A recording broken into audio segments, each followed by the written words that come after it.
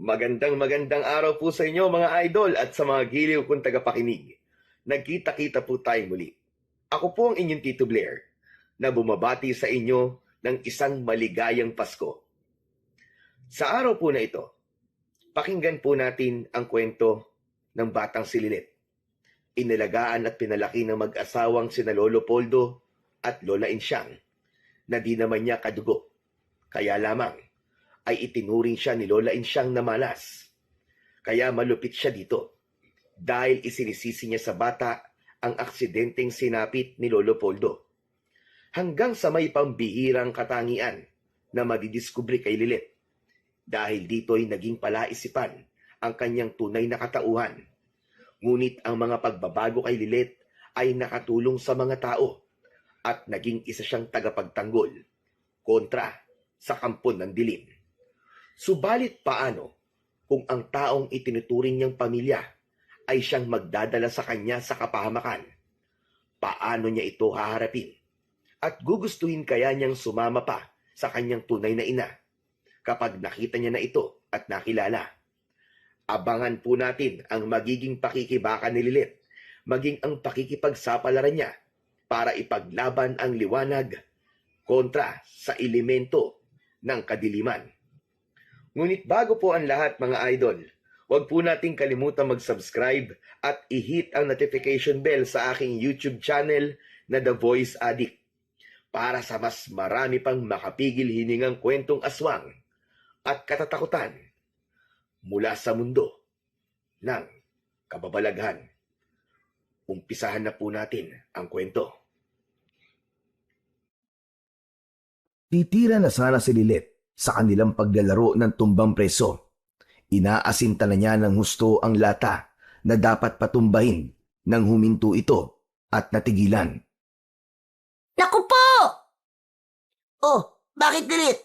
Sige na, tumira ka na. Patumbay mo na ang lata. Sa susunod na lang tayo maglaro, Olan. Kailangan ko nang umuwi. Ha? Nagkakasarapan pa lang tayo sa paglalaro tapos bigla ka nang uuwi? Ang labo mo naman, Lilet. Hinahanap na ako ni Lola Insyang. Tinatawag na ako at pinauuwi. Ano? Wala naman ako naririnig ah. Pero dinig na dinig ko ang pagtawag niya eh. Ano ka ba? Baka guni-guni mo lang yun. Tinatawag na talaga ako, Olan. Kaya uuwi na ako. Sa susunod na araw na lang ulit tayo maglaro, ha? Isinuot na ni Lilet sa kanyang paa ang tsinelas na kanina'y hawak niya at gagamitin sa pagpapatumba ng lata ng sardinas. Pagkasuot nun, ay nagmamadali na itong tumakbo papauwi. Malakas ang kanyang kaba dahil naririnig niyang tinatawag na siya ng kanyang lola na galit na galit. Naku po, tiyak lagot na naman ako nito kay Lola Insyang.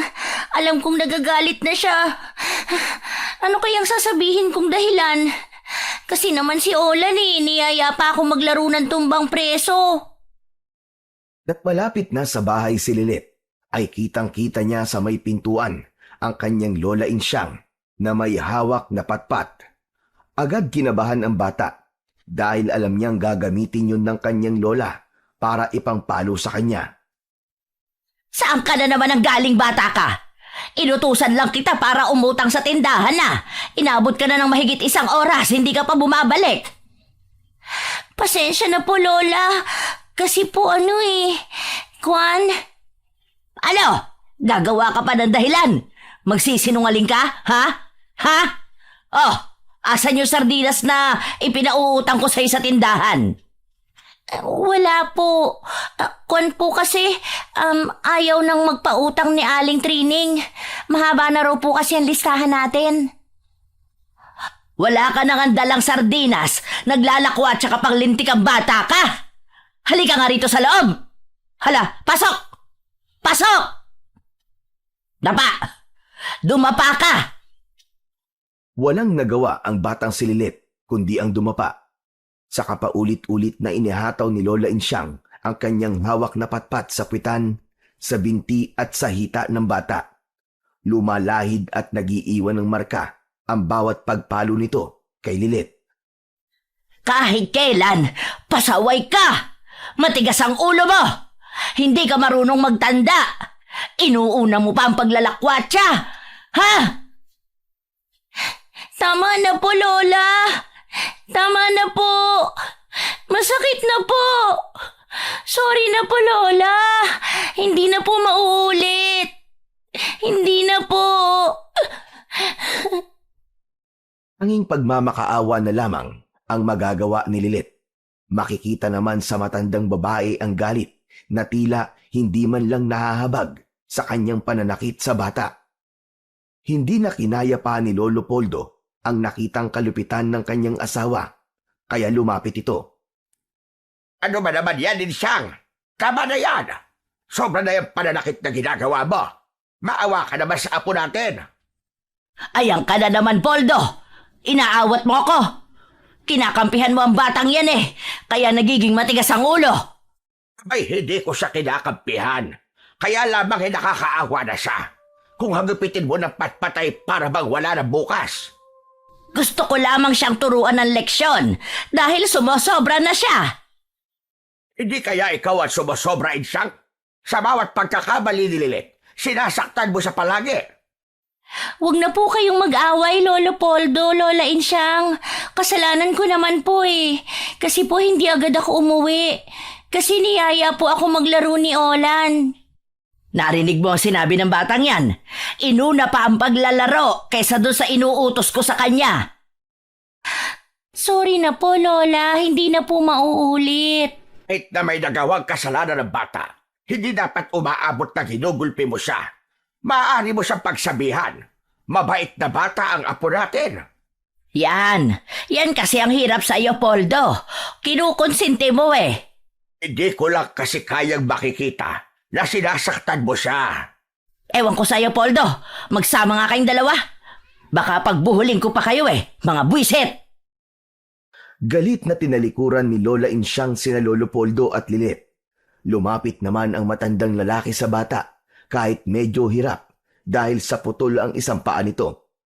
Hindi na nakakapagtrabaho pa si Lolo Poldo dahil sa kanyang kalagayan, pero nagsisikap na mamalimos para kahit paano ay kumita. Tanging si Lola Insyang na lamang ang tuwirang gumagawa ng paraan upang mabuhay sila. Naglalabada, nagtitinda ng kung ano-ano para mairaos ang araw-araw nilang buhay. Hindi nila tunay na apo si Lilit. Nakita lang nila sa may palengke ang bata.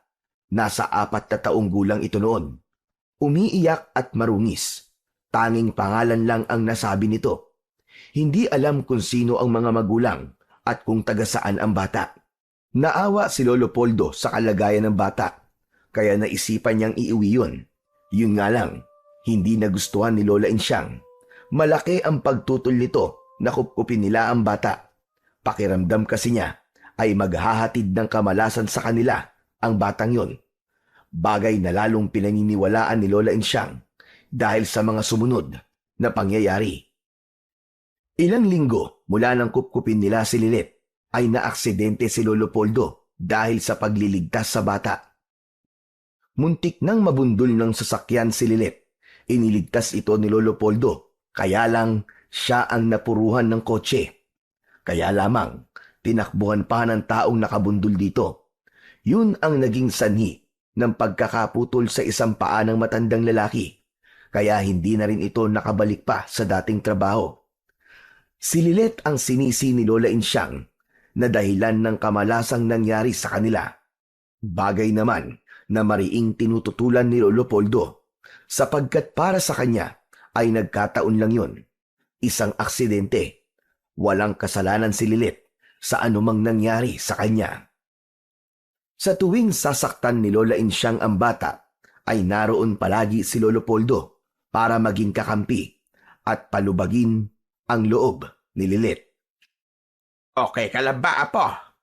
Opo, Lolo Poldo. Masakit pa ba yung palo ng Lola Insyang mo? Hindi na po gaano. Saka mawawala rin po ang sakit. Sanay na rin po ako. Yun na nga ang ayaw kong mangyari. Na makasanayan mo na sinasaktan ka niya. At makasanayan din ang Lola Insyang mo na pinapalo ka. Pero dahil po sa akin, nag-away na naman kayo ni Lola. Nagalit po siya sa inyo. Hayaan mo na lang yon. Magkakasundo rin kami ng lola mo. Lolo, sana po may nanay at tatay ako para sa kanila na lang ako. Kaya nga lang, Apo, hindi namin alam kung sino at nasaan sila. Ang totoo nga niyan, Lilit, ipinaalam namin sa barangay nang matagpuan ka namin sa palengke. Nagbabaka sakali na may maghanap sa'yo. Pero walang humanap sa'yo, Lilit. Siguro po, ayaw din sa akin ng mga magulang ko. Gaya ni Lola Insyang, ayaw po niya sa akin. At may malay mo, dumating din ang panahon na makita at makilala mo kung sino talaga ang tatay at nanay mo. Siguro po kahit hindi na, Lolo. Kasi baka talagang ayaw na rin nila sa akin. Okay lang po kahit di ko na sila makilala. Sa murang isipan at batang damdamin ni Lilit ay naroon na ang hinanakit sa kanyang tunay na mga magulang. Dahil ngayon sa hindi magandang karanasan na kanyang pinagdaraanan, ang galit ni Lola Insyang kay Lilit ay bit-bit na palagi ng bata. Hindi na yun basta mawawala sa isip niya dahil mula nang tumira siya sa bahay ni na Lolo Poldo at Lola Insyang ay naranasan na niya ang kalupitan ng matandang babae. Sabi na nga ba, nandito ka lang sa ilalim ng puno ng talisay eh. Masarap kasi dito magpahinga at magpalipas ng oras, Olan. Saka malilim dito dahil makakapal at malalapad ang mga dahon. Oh, teka lang. Ano na sa binti at hita mo? Pasa ba yan? Wala ito, Olan. Nada pa lang. Nadapa? Nasa likod ng hita at binti mo. Ano yan? Nadapa ka ng nakatiyaya? Huwag mo na nga lang pansinin. Mangungulit ka na naman eh. Nagtataka lang kasi ako, Lilit. Tsaka lagi ka na rin nagkakaroon ng pasa. Sinaktan ka na naman siguro ng lola mong bruha. Huy, huwag kang ganyan. Huwag mong tawaging bruha ang lola ko. Kasi nga, sinaktan ka na naman niya. Kasalanan ko din kasi, Olan, dahil hindi agad ako umuwi at nakipaglaro ako sa'yo. Oh, kasalanan ko kung ganon? Wala ako sinabing ganyan. Basta. Hindi tama na lagi ka na lang niyang sinasaktan. Teka, kung isumbong kaya natin kay Kapitan. Alam ko kasi bawal na sinasaktan ng mga bata eh. Wag na, baka lalong magalit si Lola Insyang sa akin. Sa halip na palo lang ang ipatikim sa akin, isilid ako sa sako tapos ibitin. Hala, kaya ba niyang gawin yun sa'yo?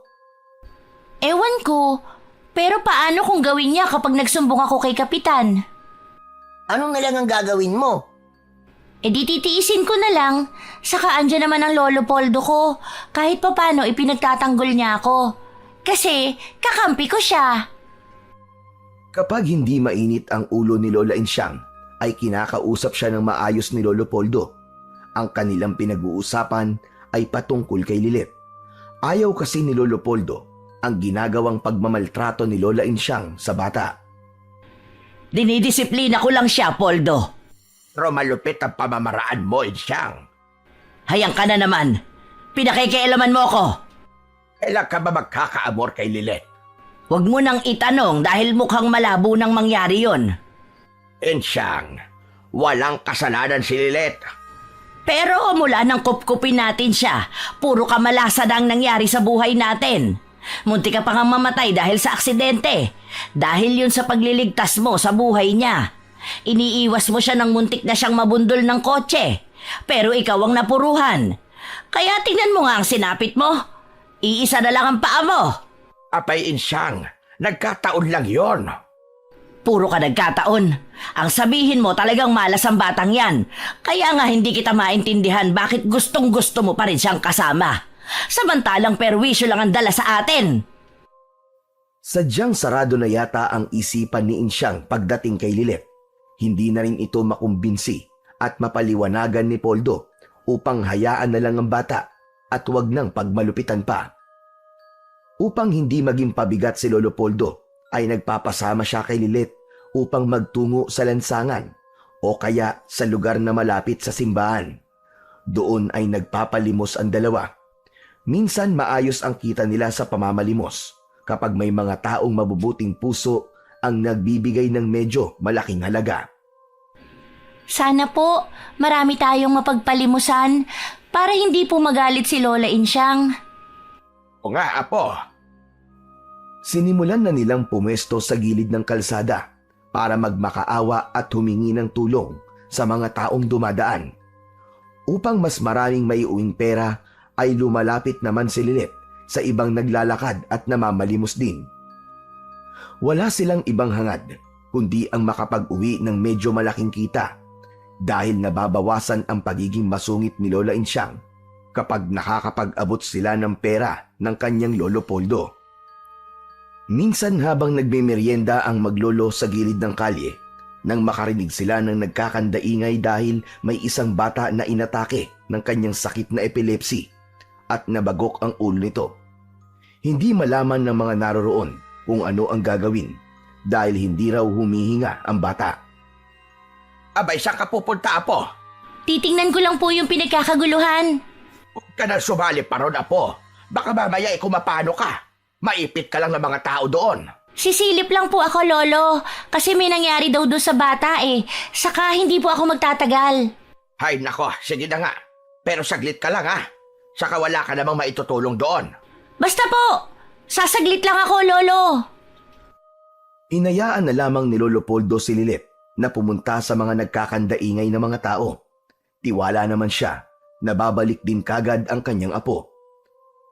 Samantala, nakisiksik na si Lilet sa mga tao na pilit na isinasalba ang batang ayon sa naroon ay wala ng buhay. Nangingitim na ang bata. Ano? Wala pa ba sasakyan? Pambihira naman yan, oh! Wala pa nga eh. Baka hindi na umabot pa sa ospital itong bata. Pwede ko po ba siyang hawakan? Bakit gusto mo siyang hawakan? Kilala mo ba siya? Umalis ka na lang dito, Ineng. At nakaka-istorbo ka lang. Baka kaibigan niya itong bata. Hayaan mo nang mahawakan niya. Sige na nga. Bilisan mo lang at baka dumating na yung hinihintay na sasakyan. Lumuhod si Lilet sa harap ng batang lalaking nakahandusay sa gilid ng kalsada. Hinawakan ang kamay nito at pilit na ibinuka ang nakakuyom na palad. Pinisil-pisil niya yon, saka hinawakan at hinaplos ang mukha ng bata. Maya-maya lang ay gumalaw ang kamay ng bata at dumilat ang mga mata. Dahan-dahan itong bumangon. Nagulat at hindi makapaniwala ang mga taong naroroon. Tila walang nangyari sa bata. Tumayo ito at tumingin na may pagtataka sa mga taong nakapaligid sa kanya.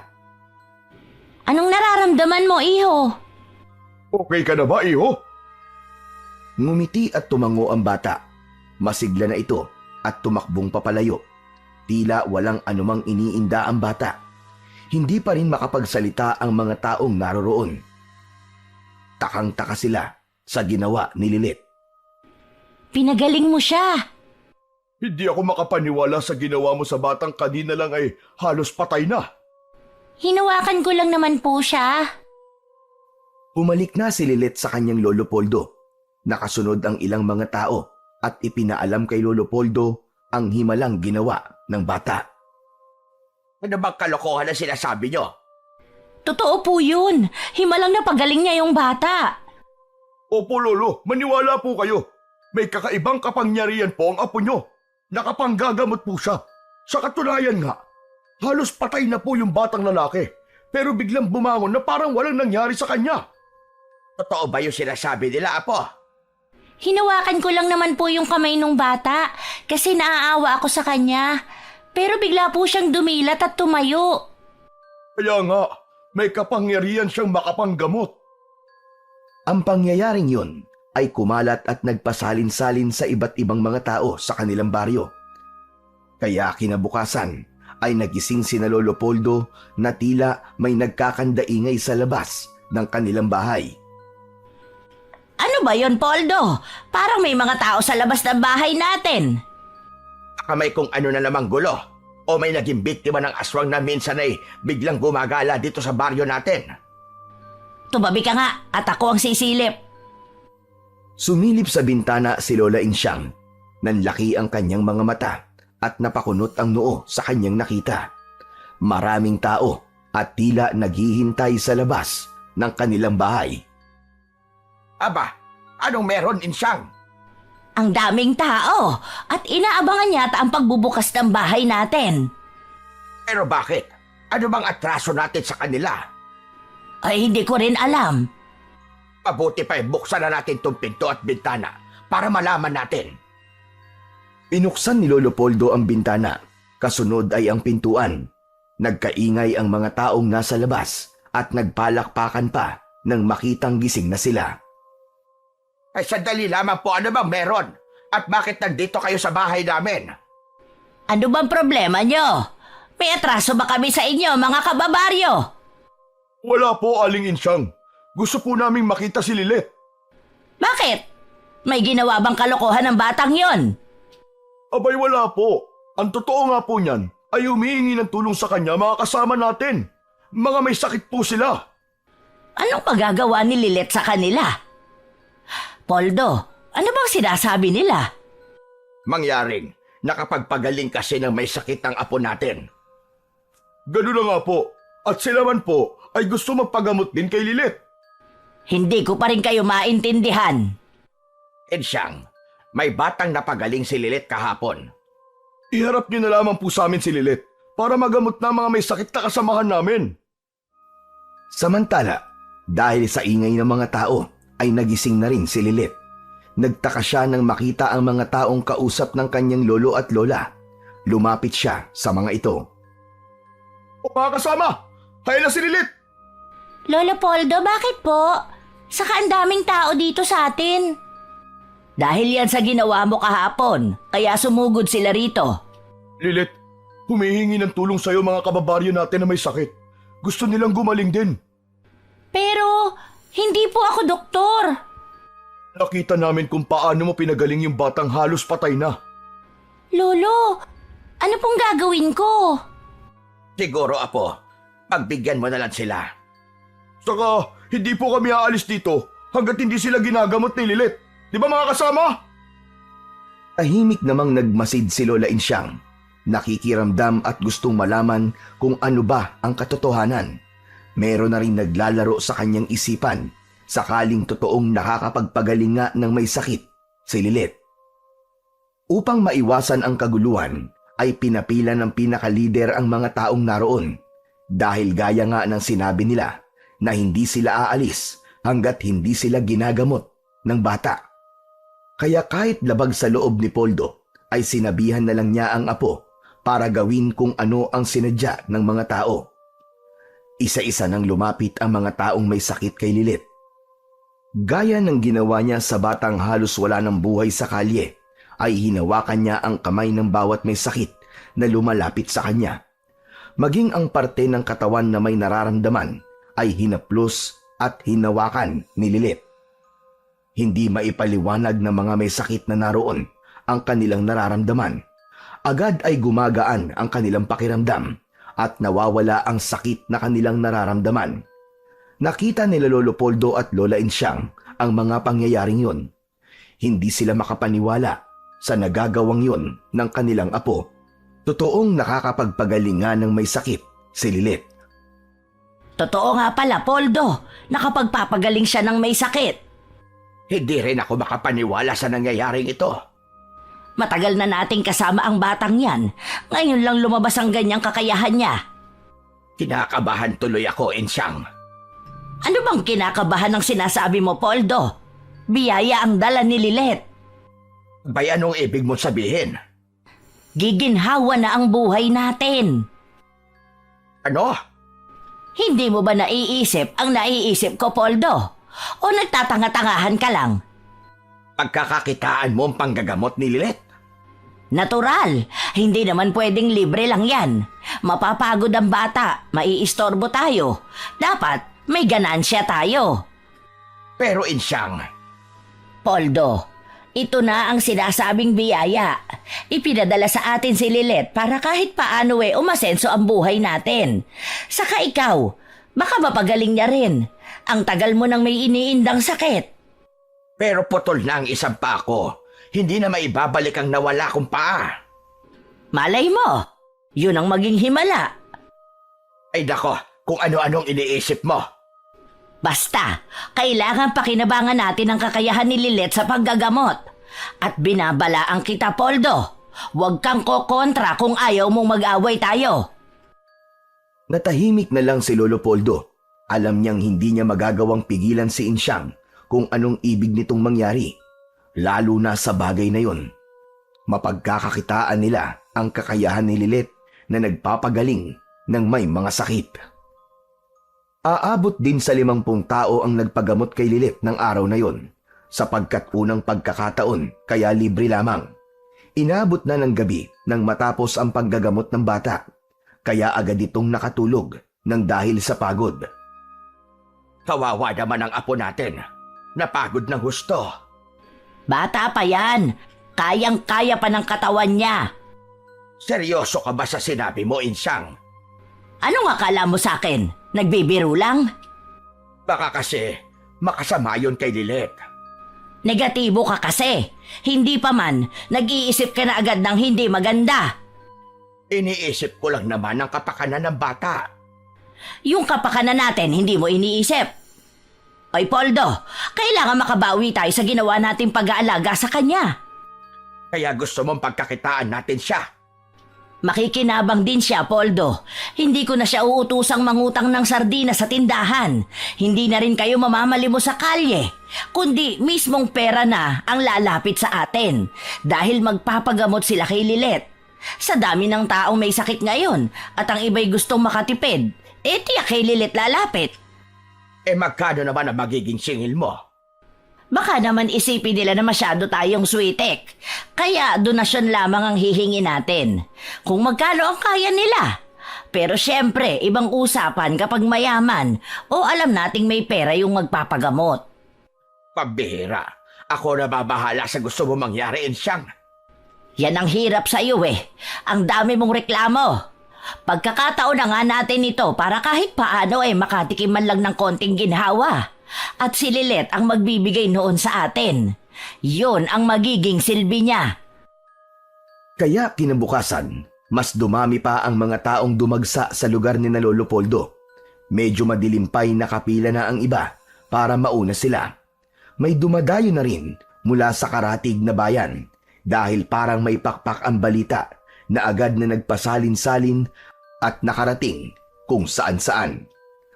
Naghanda na rin si Lola Insyang ng isang kahon kung saan ay ihuhulog ng mga magpapagamot ang kanilang donasyon.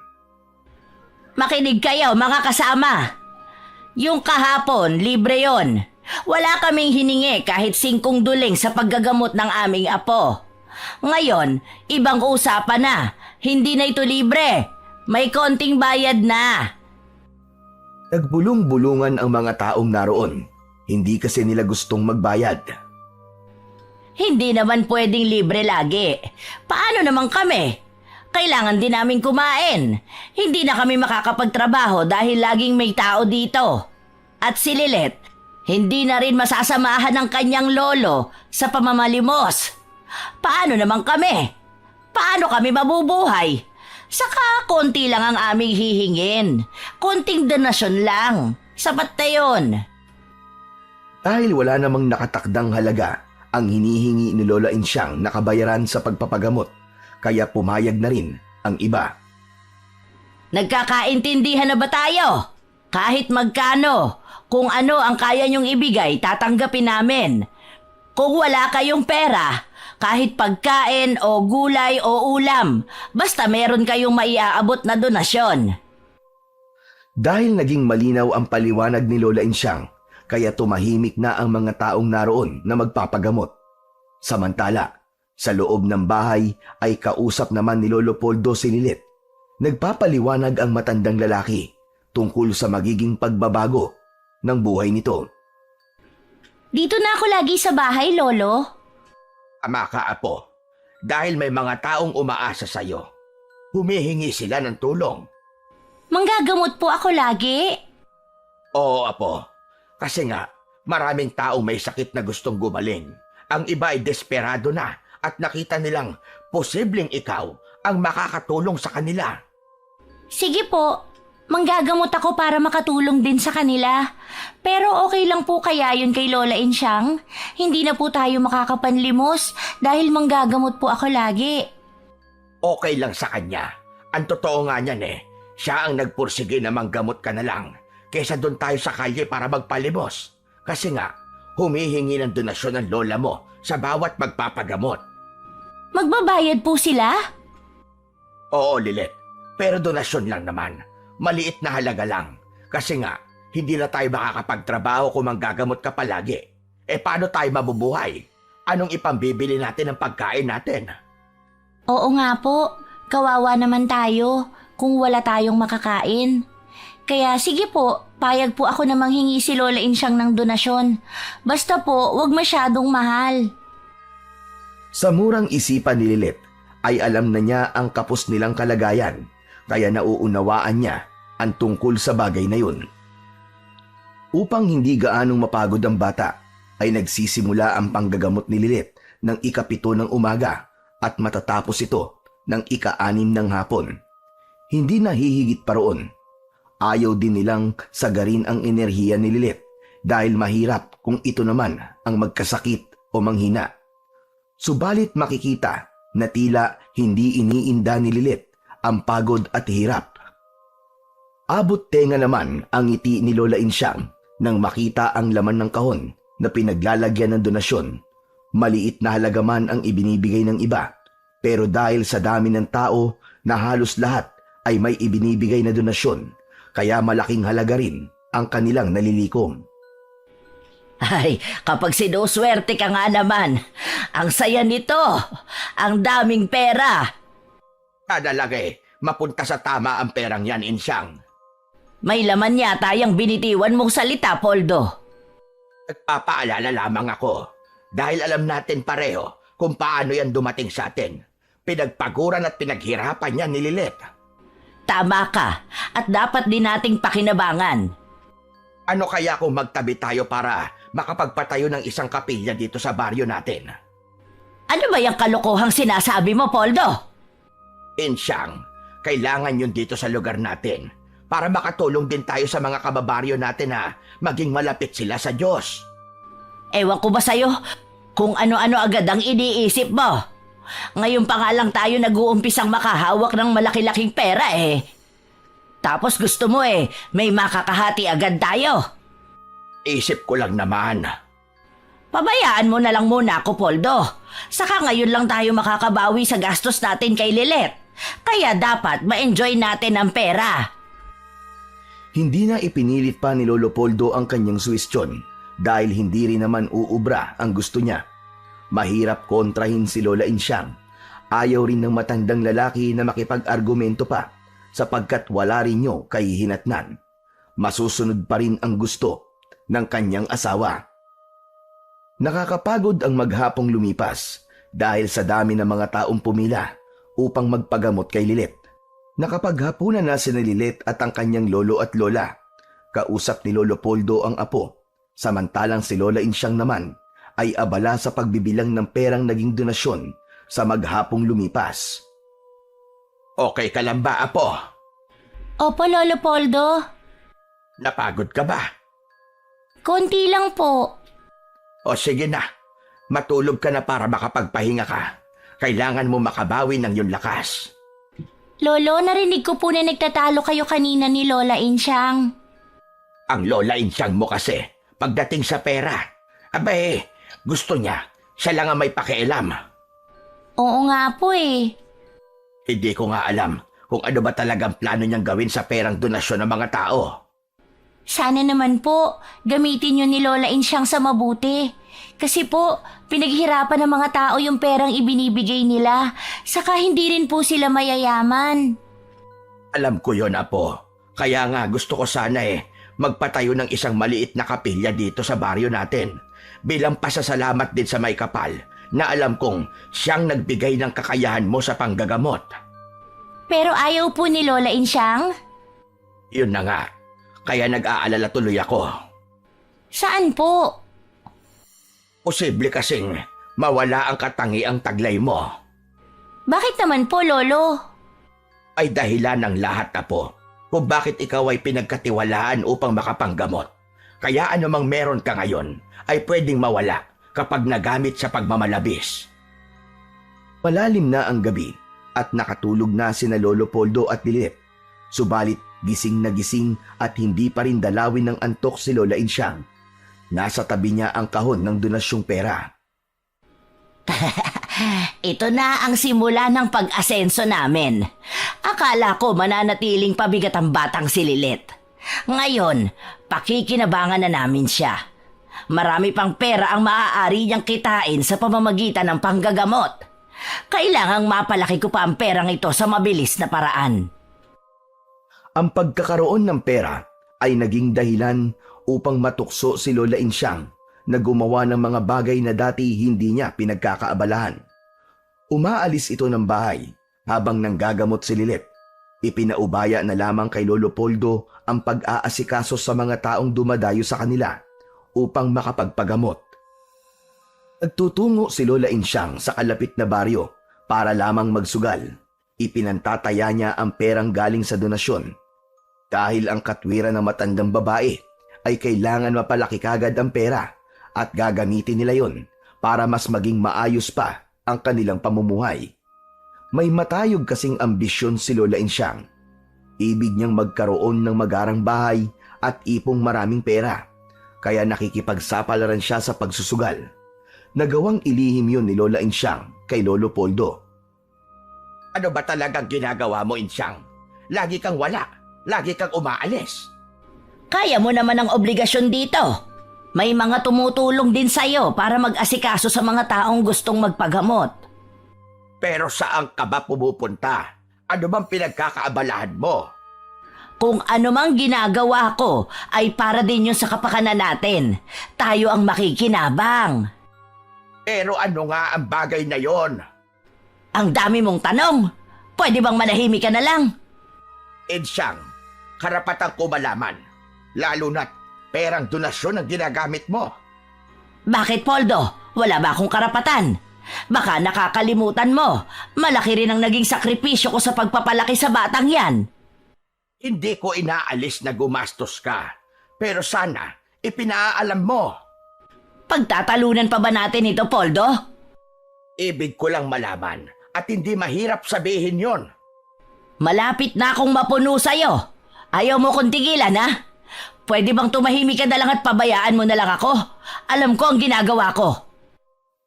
Nagtatalo man sina Lolo Poldo at Lola Insyang, kaya lang ay nauuwi rin ito sa wala dahil sa pagiging mapagpasensya ng matandang lalaki. Samantala, ang tungkol naman sa ginagawang panggagamot ni Lilet ay sadyang kumalat na sa mga karatig baryo at malapit na bayan. Dinarayo na ito ng maraming tao. Ang balitang tungkol doon ay hindi naging lingid kay Apo Sandro. Hindi ko na gusto nangyayari ito. Unti-unti nang nauubos at nawawala ang mga taong may sakit na nagpapagamot sa akin. Dahil mas gusto nilang subukan ang galing na napapabalitang mahusay na maggagamot. Isa pala itong bata. Hindi pagkaraniwan ng pagkakaroon ng isang batang may pambihirang kakayahan para makapagpagaling ng sakit. Dahil sa pagpunta nila sa batang yon, maging ang misyon ko ay nahahadlangan niya. Hindi ko na nagagawa ang aking tungkulin. Hindi yun ikinatutuwa ng aking Panginoon. Isa sa dinarayong manggagamot si Apo Sandro dahil may mga makapagpapatunay na mahusay ito. Kaya nga lang, dahil kay Lilet ay naaagawan na siya ng mga taong nagpapagamot sa kanya. Yun nga lamang, bukod sa panggagamot sa mga may sakit, ay may iba pang dahilan ang gawaing yun ni Apo Sandro. Dahil ang kanyang ginagawa ay bahagi lang ng kanyang tungkulin. Siya ang pinagkatiwalaan ng Panginoon ng kadiliman upang baguhin ang paniniwala ng mga tao. Sangkap ng kanyang panggagamot ang palakasin ang puwersa ng kadiliman. May mga ginagamit siyang orasyon at bulong upang maging kampon ng dilim ang mga taong kanyang ginagamot. Ang mga taong ito ay magiging aswang din sa takdang panahon sa pamamagitan ng pagpapasa ng pagkaaswang sa pamamagitan ng panggagamot niya. kaya pamumugaran ng mga elemento ng dilim ang baryo sa darating na mga araw. Kaya hindi dapat mawala ang mga taong nagkakasakit at magpapagamot sa akin dahil mawawala ang silbi ko. Kaya ngayon pa lang ay dapat na akong kumilos. Kinabukasan, muli ay magiging abala sa panggagamot si Lilet. Maaga pa ay naihanda na ni Lolo Poldo ang mga kailangan para sa pagharap ng bata sa mga taong gagamutin. Nakabantay na kagad si Lola Insyang sa kahon ng donasyon. Bantay sarado siya sa mga taong magpapagamot. Kailangan may maihulog ang mga ito, bagamat walang takdang halaga.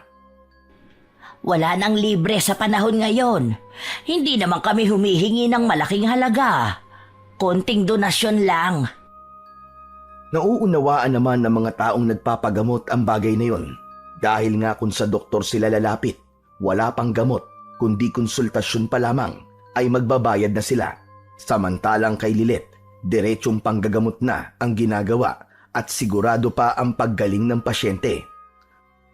Maraming tao na ang nag-aabang, naghihintay na tawagin ang hawak na numero upang gamutin ni Lilet. Mahabang oras na ang ipinaghintay ng mga ibang naroon sa pila na mula pa sa iba't ibang baryo at bayan. Subalit ang araw na yon ay hindi pala magiging payapa sa mga taong nakapila upang magpagamot dahil mula sa kung saan ay may umataking masasamang nilalang. Hapon pa lamang noon, hindi pa kumakagat ang dilim, subalit may grupo ng mga aswang ang dumating at ginulo ang mga taong magpapagamot. Nagkagulo ang mga tao at hindi alam ang gagawin. Ang mga may sakit ay nagkanya-kanya ng tago, samantalang ang ibang tao naman na may kasamang may sakit ay nagkanya-kanyang hagilap ng bagay na maaaring gamitin upang harapin ang umaataking mga aswang. Saglit na nahinto sa paggagamot si Lilet nang makarinig ng kaguluhan mula sa labas ng kanilang bahay. Lolo, ano pong nangyayari? Ay sumasalakay na aswang, apo. Aswang po? Hindi ko nga alam. Biglang-bigla ay sinalakay ng aswang ang ating baryo. Lolo, baka po maraming mapahamak. May mga kalalakihan ang humaharap sa mga aswang, apo. Baka kailangan po nila ng tulong. Apo, hindi mo kaya mga aswang na yon. Ang kaya mong gawin ay gumamot, hindi ang lumaban sa mga aswang. Pero Lolo, may iba po akong pakiramdam ngayon. Anong ibig mong sabihin, apo? Bago pa sagutin ni Lilet ang tanong ng kanyang lolo, ay nagmamadali itong lumabas ng bahay at pinuntahan ang mga taong nakikipaglaban sa mga aswang. Lilet, anong ginagawa mo? Bakit ka lumabas ng bahay? Saan ka pupunta? Tutulong po ako, Lola Insyang. Anong tutulong ang sinasabi mo? Hoy! Bumalik ka rito! Hindi na pinakinggan pa ni Lilet ang pagtawag ng kanyang Lola Insyang at nagpatuloy ito sa kanyang nais na gawin. Kitang-kita ni Lilet kung paano makipaglaban ang mga kalalakihan sa umaataking mga aswang. Hirap ang mga ito. Sugatan na rin ang katawan ng iba dahil sa mga kalmot ng aswang. Kaya ang unang ginawa ng bata ay hinawakan ang mga kalalakihan na nanghihina dahil sa sugat na natamo mula sa mga aswang. Tila isang himala at hiwaga na sa bawat paghawak ni Lilet sa parte ng katawan ng mga lalaking may sugat at nanghihina ay humihilom ang mga sugat nito. Nagiging mas malakas at nagkakaroon ng bagong enerhiya. Sige po, Manong. Laban lang. Huwag niyong tigilan ang mga aswang na yan.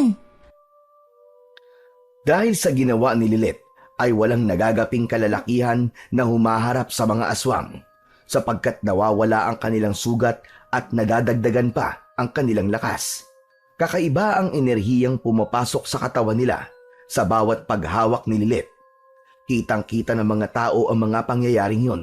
Kaya naman, lalo lang silang nagkaroon ng malaking tiwala at paghanga sa kakayahan ng batang manggagamot. Pero dahil sa ginawa ni Lilet, ay nagalit sa kanya ang mga aswang sapagkat sinira ni Lilet ang kanilang plano. Wala silang magapi sa mga kalalakihan na lumalaban sa kanila dahil inililigtas at pinalalakas sila ng bata. Dahil dun ay si Lilit ang pinuntirya ng mga aswang. Siya ang inatake at sinunggaban ng mga ito. Dahil yun sa ginawa nitong pakikialam, isang aswang ang biglang humawak sa kamay ni Lilit. Ah! Bitiwan mo ako, aswang ka! Bitiwan mo ang braso ko! Lalo namang nanggigil ang aswang sa pagsigaw ng bata. Hinigpitan pa nito ang kapit sa braso na halos bumaon na ang matutulis na kuko. Bitiwan mo, sabi ako eh! Nasasaktan ako! Hindi pa rin bumitaw ang aswang sa pagkakahawak nito sa braso ni Lilit. Upang bitiwan si Lilit ng aswang, ay ipinanghawak ng bata ang isa niyang kamay sa braso ng aswang. Napasigaw ang aswang nang hawakan siya ni Lilit. Umusok ang braso ng aswang na hinawakan ng bata. Maging siya man ay nagulat din sa nangyari. Nakita ng ibang aswang ang nangyari sa kanilang kasamahan. Kaya sa halip na tulungan ang kasama nila, ay umurong ang mga ito. Natakot sila sa bata. Hindi maipaliwanag ni Lilit at naguguluhan din siya sa mga nangyari dahil unang pagkakataon yun. Kung ang kamay ni Lilit ay nakakagamot sa mga normal na taong merong karamdaman, nakakamatay din ito at nakakasunog ng mga nilalang ng kadiliman. Hindi naman ikinatuwa ni Lolo Poldo ang ginawa ng bata, kundi labis lang itong nabahala at nag-alala. Hindi ka na lang dapat nakialam pa, Apo. Ang gusto ko lang naman po ay makatulong, Lolo Poldo. Nauunawaan kita. Kaya lang paano ko napahamak ka? Hindi po mangyayari yun. Saka nakita nyo naman po, okay lang ako. Natakot pa nga sa akin ang mga aswang na yun eh. Kahit na ba eh. Kaya sa susunod, ayokong gagawin mo uli yun ha. Huwag ka na lang makialam. Paano po kung kailangan nila ang tulong ko? Apo, makinig ka na lamang sana sa akin. Kaligtasan mo lamang ang iniisip ko. Samantala, hindi naman maipaliwanag ni Lola Insyang kung matutuwa ba siya o maiinis sa mga bagong revelasyon tungkol sa kakayahan ni Lilit. Hindi lang pala sa paggagamot natin mapapakinabangan ng batang yan. Mukhang may kung anong iniisip ka na naman, Insyang. Pagkakataon na ito para lalo natin siyang pakinabangan. Ano ka mo? Gusto mo na naman pagkakitaan ng bata? Yon ang magiging silbi niya sa atin, Poldo. Ginagawa mo lamang siyang gatasan.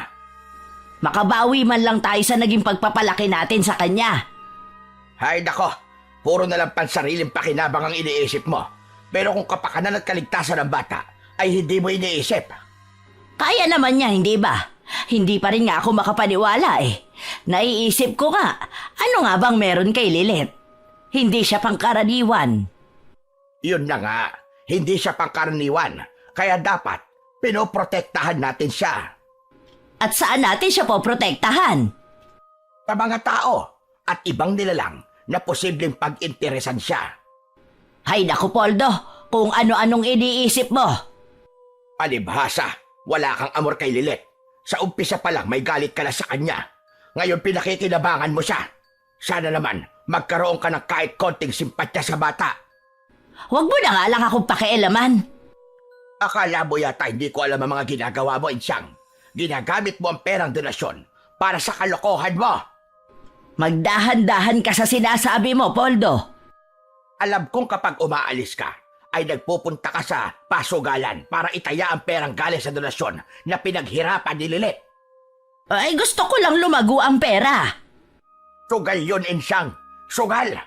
Sa sugal, walang katiyakan kung makakabawi ka. Yan ang hirap sa'yo. Masyado kang negatibo. Dahil hindi sugal ang paraan para sa pangarap mong pag-asenso. Gos, ay lalo lamang yan maglulugmok sa isang tao. Lalong maghihirap. Kaya siguro hindi ako sinuswerte. Dahil yun sa'yo, Poldo. Aba, bakit ako sisisihin mo? Magkasama ba tayo sa pagsusugal mo? Baka ipinagdarasal mong wag akong manalo. Huwag mo na nga akong dinadamay pa sa kalokohan mo, Insyang. Ayaw mong idamay kita. Kaya wag mo na lang din akong pakialaman. Nagkakaintindihan ba tayo? Samantala, nagulat na ang mga aswang na sumugod sa lugar ni Lilit. Kaya agad nakarating kay Apo Sandro ang naging kabiguan nila. Hindi ako makakapayag sa nangyaring ito. Napaurong ng isang batang babae ang mga kampo ng dilim na aking pinili para umatake sa baryong yon. Talaga nga yatang may kakaiba sa batang yon. Hindi pwedeng lahat ng plano ko ay mabibigo dahil lamang sa batang si Lilith. Kailangan meron na akong ibang gawin para matigil lang ginagawang panggagamot ng batang yon. Masyado na siyang sumisikap. Nag-isip at bumuo ng plano si Apo Sandro upang sirain si Lilith at matigil na ang paglapit sa kanya ng mga taong humahanga dito, sapagkat nawawala na ang mga lumalapit sa kanya upang magpagamot. Dahil nga doon, nahahadlangan at nasisira na ang kanyang plano, ang misyon na dapat niyang gawin upang matuwa ang kanyang kinikilalang Panginoon ng kadiliman. Nagpatuloy naman sa paggagamot si Lilith sa mga nangangailangan ng kanyang tulong. Lalo pang dumadami ang mga taong sumasadya sa kanya. Walang ibang hangad ang mga ito, kundi ang kagalingan sa kanilang karamdaman. Dahil naman ang nais ni Apo Sandro ay sirain ang pagkakakilala ng mga tao kay Lilith, kaya handa niyang gawin ang kanyang balak. Nagkunwari itong may malubhang sakit at pumila sa grupo ng mga taong magpapagamot sa bata. Binago niya ang kanyang itsura upang hindi siya makilala ng ibang mga tao. Matagal din ang kanyang ipinaghintay sa pila. Halos inip na siya, pero kailangan niyang maghintay at magtiyaga hanggang sa dumating na ang oras upang gamutin si Apo Sandro na nagkunwaring may malubhang sakit. Ano pong nararamdaman ninyo, Tatang? Matagal na akong pinahihirapan ng sakit kong kanser sa bituka. At nahihirapan din akong makalakad. Tanging itong saklay ko ang siyang nakakatulong sa akin para makapunta sa lugar na gusto kong puntahan. Huwag po kayong mag-alala. Pagagalingin ko po kayo. Hinawakan ni Lilith ang tiyan ni Apo Sandro. Kasunod ay ang binti nito na meron daw diferensya. Kaya lamang napakunot ang noo ni Lilith habang ginagamot ito. Napansin naman yon ni Apo Sandro. May problema ba, Iha? Nahihirapan ka bang gamutin ako? Kuwan po kasi, parang hindi ko maramdaman na meron kayong sakit. Pero imposible yun. May sakit ako na malala. Madalas ka naduduwal ako dahil sa pananakit ng aking tiyan. At itong binti ko kumikirot. Nakikita mo naman siguro na hirap ako maglakad. Pero wala po talaga akong nararamdaman na may dapat akong gamutin sa inyo eh. Eting manggagamot ka lang yata. Hindi mo ko kayang gamutin. Naku, hindi po ako peke. Marami na akong natulungan. Bakit hindi mo ko kayang gamutin? Nanluloko ka lang siguro. Hindi po ako manloloko. Pero wala kang magawa para gamutin ako. Mga kasama, nakita niyo ba yun? Nakita niyo ba? Hindi ako kayang pagalingin ng batang ito. Manloloko siya. Isa siyang huwad na manggagamot. Malamang namimera lang siya. Kaya mali ang ginagawa niyong nagtitiwala sa kanya. Isa siyang huwad. Isang peke na namimera lang. Donasyon lang niyo ang gusto nila. Pero wala naman talaga siyang kakayang magpagaling. Dahil sa mga sinabing yun ni Apo Sandro, ay tila nabahala ang mga taong naroon at ang iba ay naniwala agad sa kanilang mga narinig. Papayag ba kayong patuloy na niloloko ng batang ito? Paniniwalaan niyo pa ba siya? Ginagamit lang nila kayo para kumita sila na salapi. Dali lamang, Ginoo. Hindi totoo ang iyong sinasabi. Gumagawa ka lang ng kwento. Sinungalit ka. Paano ako magsisinungaling, Tatang? Harap-harapang sinabi ng apo nyo na hindi ako kayang pagalingin. Kasi nga, mga manloloko kayo. Ginagamit nyo ng itong kawawang bata. Lolo, siya po ang sinungaling. Mabuti pa'y umalis ka na lang dito kaysa gumawa ka pa ng eksena at mag-iskandalo. Poldo, ako na ang bahala sa kanya. Kaya dapat, itigil nyo na lang tong ginagawa nyong panloloko. Amang, tayo na lang ang mag-usap. Huwag ka nang mag-ingay pa rito dahil nakakaabala na kayo. Dahil sa eksenang ginawa na yun ni Apo Sandro, ang ibang pasyente ay nawalan na ng tiwala kay Lilith. Agad na pinaniwalaan ang mga sinabi nito. Ang pangyayaring yun ay iniyakan ng bata. Huwag ka nang umiyak, Apo. Alam nating mali ang lahat ng sinabi niya. Sinungaling po siya, Lolo. Oo, Apo, alam ko yon. Tayo ang mas nakakaalam ng katotohanan. Samantala, ganun na lamang ang kasiyahan ni Apo Sandro sa kanyang pag-uwi, sapagkat batid niya na sa kanyang ginawa ay napaniwala niya ang mga taong naroroon. Wala pa rin kakupas-kupas ang husay ko sa pag-arte. Tiyak maraming hindi babalik sa mga pasyenteng yon dahil wala na silang tiwala kay Lilit. Kaya sa akin sila pupunta upang magpagamot. May pagpapatuloy ko ng gawin ang aking misyon sa pamamagitan ng aking panggagamot at naipapasa ko sa mga tao ang pagiging aswang. Kaya sa pagsapit ng takdang panahon, lahat sila ay magiging kauri na namin. Wala na silang kawala. Hindi nila mamamalayan ang mga magiging pagbabago sa kanilang pagkatao. Nangyari nga ang nais ni Apo Sandro. Dahil ng mga sumunod na araw, ay nagulat na lang si Lilit at Lolo Poldo na halos wala nang pumipila upang magpagamot. Ikinalungkot naman yun ni Lilit na ang tanging hangad lamang ay ang makatulong sa mga tao sa baryo, lalo na sa mga mahihirap na may sakit. Ayaw na nila akong paniwalaan, Lolo Poldo. Napakabilis magbago ang kanilang isip dahil sa ginawa ng taong yon. Nasa tingin ko gusto lang talaga niya tayong guluhin. Sino po kaya siya? Bakit niya ginawa yun? Ngayon ko lang din siya nakita, Apo. Dahil nga sa ibinunga ng ginawa ni Apo Sandro, labis nitong ikinatuwa ang bagay na yon. Alam niyang malaking tulong yon para maipagpatuloy niya ang kanyang misyon. Lalo na't dumating na rin ang sandaling pinakahihintay niya. Ikatlong pagbilog na ng buwan. Ito na ang takdang panahon na aking pinakahihintay. Ang mga taong dating nagpapagamot sa akin ay mapapasailalim na ng aking kapangyarihan. Sila man ay magiging alipin ko na at magkakaroon na ng bisa sa kanila ang ginawa kong orasyon nang magpagamot sila sa akin. Magbabago na sila ng kanilang nararamdaman. Unti-unti ay magiging kauri ko na sila. Magiging ganap na silang mga aswang. Kung kaya ang magiging pagbabagong yun ay inaabangan ng labis ni Apo Sandro, sapagkat yun na rin ang magiging hudyat upang mapadali ang pagpapatupad ng misyon. Samantala, sa bahay naman ni na Lolo Poldo ay kanina pa niya napapansin ang pagkabalisa ni Lola Insyang. Hindi ito mapalagay at naglalakad ng pabalik-balik. Pwede ba, Insyang? Maupo ka na nga. Nahihilo ko sa ginagawa mo. Ano ba nangyayari sa'yo? Anong ayos lang? Kanina ka pa riyan hindi mapakali. Ewan ko ba? Hindi ko rin maipaliwanag. Kaya nga, kumalma ka muna. Hindi pa nga pala tayo tapos ng pag-uusap, Poldo. Meron ba tayong dapat pag-usapan? Yung nangyari nung nakaraang araw.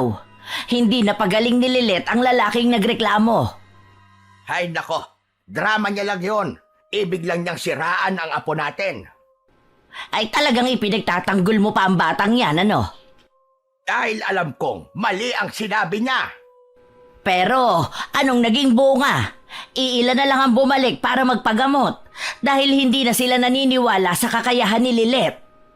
Ngayon lang yan. Tiyak kung babalik din sila. Tiyakin mo dahil malaki ang mawawala sa atin. Ang kausap ni Lolo Poldo si Lola Insyang ay tila nanginig ang katawan ng matandang babae.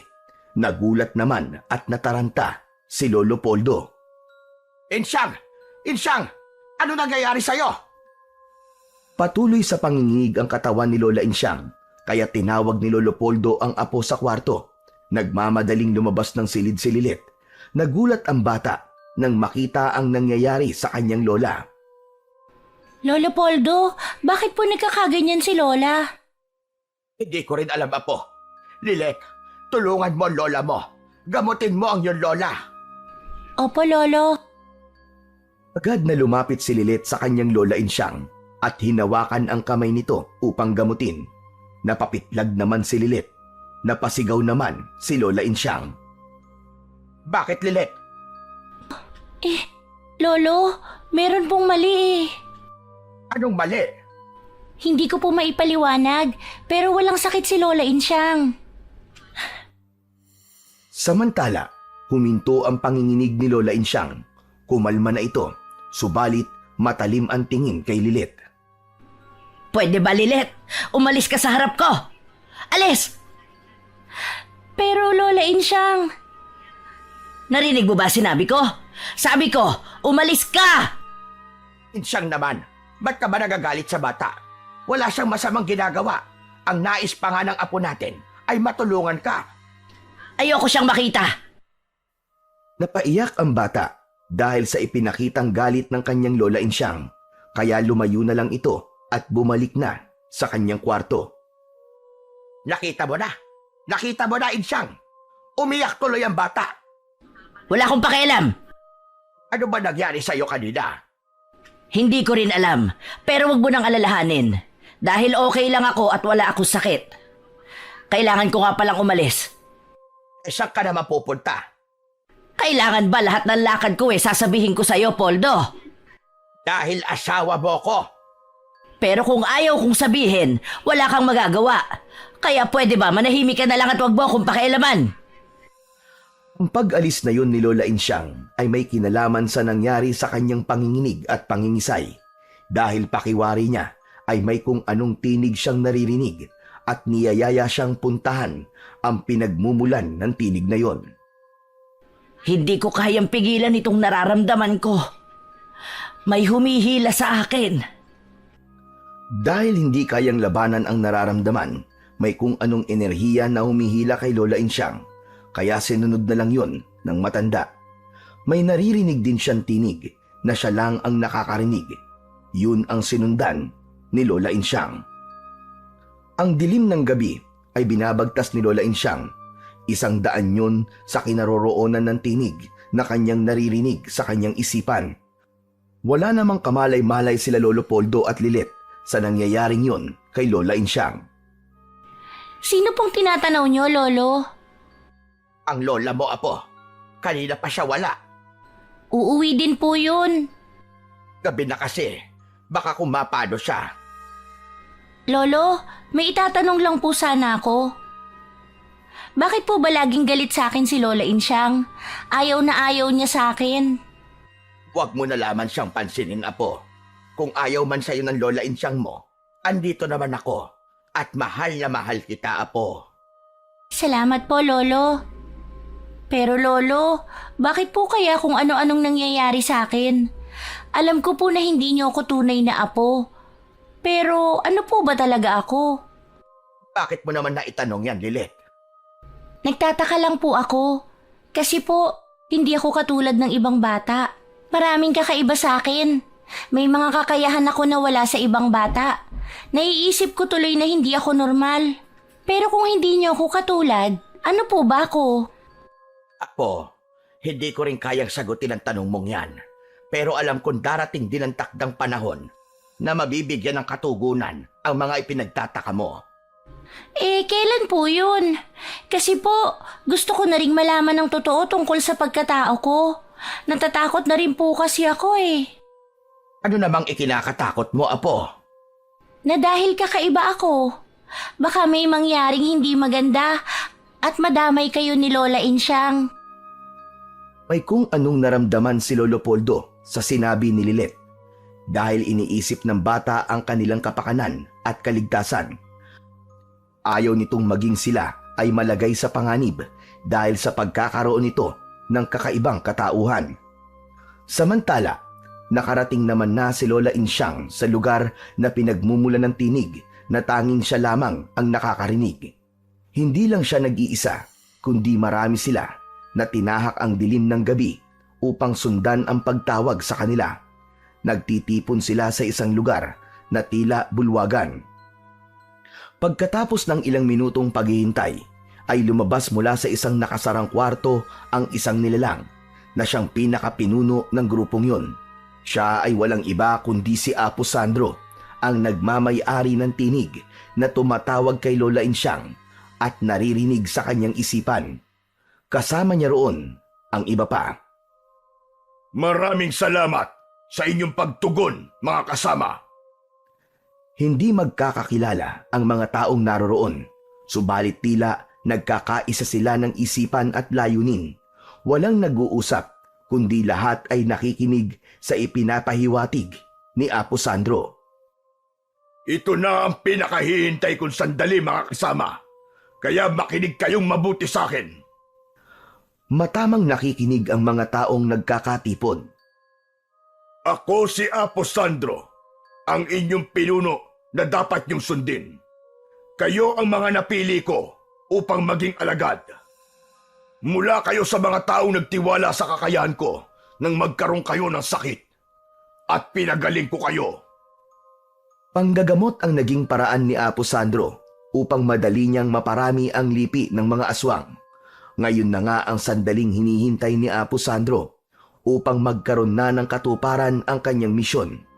Isa si Lola Insyang sa naging pasyente na nagpagamot kay Apo Sandro, kaya kasama ito sa mga taong nasalinan ng pagiging aswang.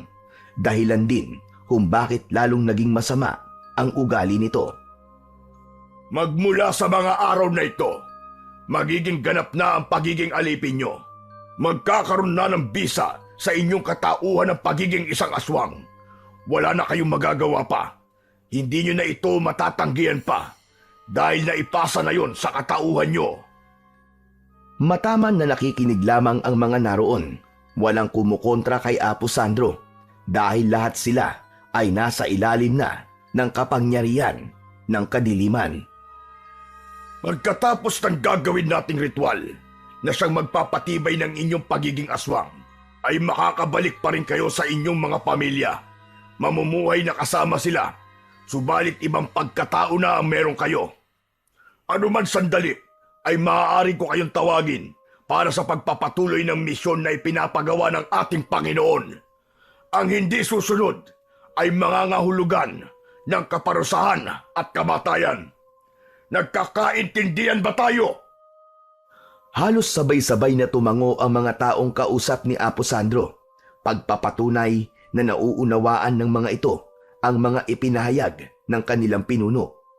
Humudyat pa ito, sumenyas upang yumukod at lumuhod lahat sa harapan niya.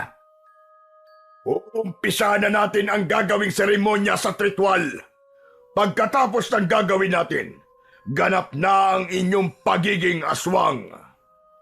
Sa pamamagitan ng isang kakaibang seremonyas ay may inilabas na isang babaeng bihag ang ilang kampon ni Sandro. Inilagay yun sa isang mesa na nasa gitna ng mga taong naroroon sa pagtitipon. Magkakaroon muna sila ng isang pag-aalay na siyang simula ng ritual at selebrasyon. Malalim na ang gabi nang umuwi si Lola Insyang. Nag-aabang naman sa may pinto ng bahay sina Lolo Poldo at Lilit. Tila walang nakita ang matandang babae nang dumating ito sa bahay, kundi tuloy-tuloy na pumasok sa kanilang kwarto. Parang hindi po tayo nakita ni Lola Insyang. Mukhang may sumpong na naman yata. Oo nga po. Hayaan na lang muna natin ang lola mo, Apo. Baka mainit lang ang ulo. Saan po ba siya galing, Lolo?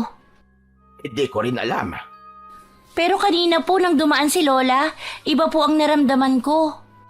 Sinabi mo naman yan nang manginig at mangisay ang lola mo. At gusto mong tulungan. Opo, Lolo Poldo. Pero ngayon po, mas malakas ang kakaibang presensya na nararamdaman ko. Katulad ng naramdaman ko nang may mga aswang akong nakaharap. Anong ibig mong sabihin, Apo? Kampo ng dilim ang Lola Insyang mo? Hindi ko po alam. Pero sabi ko nga po sa inyo, ibang presensya at enerhiya ang nararamdaman ko. Sa kwarto na kinaroroonan ni Lola Insyang ay may kakaiba rin itong nararamdaman. Hindi maganda ang pakiramdam ko kay Lilet. Delikado ako sa kanya. Kailangan ako makagawa ng paraan. Hindi maaaring kasama ko siya rito sa bahay. Kinabukasan ay nagpakita ng pagkagiliw si Lola Insyang kay Lilet, bagay na hindi naman niya dating ginagawa. Ano ka mo? Isasama mo si Lilet? Oo, Poldo.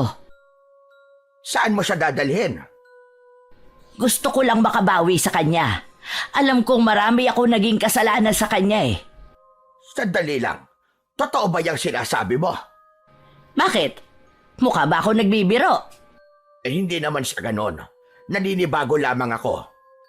Lilit apo, gusto ko raw isama ng lola mo. Ibig niyang makabawi daw sa'yo. Sige po, okay lang po sa akin. Halika na Lilet, para makapamasyal tayo. May lugar tayong pupuntahan na hindi mo pa nakikita. Walang pagdududa ay pumayag si Lolo Poldo na isama ni Lola Insyang ang bata dahil buo ang paniniwala niya na nais ni Lola Insyang na makabawi sa anumang naging kasalanan nito.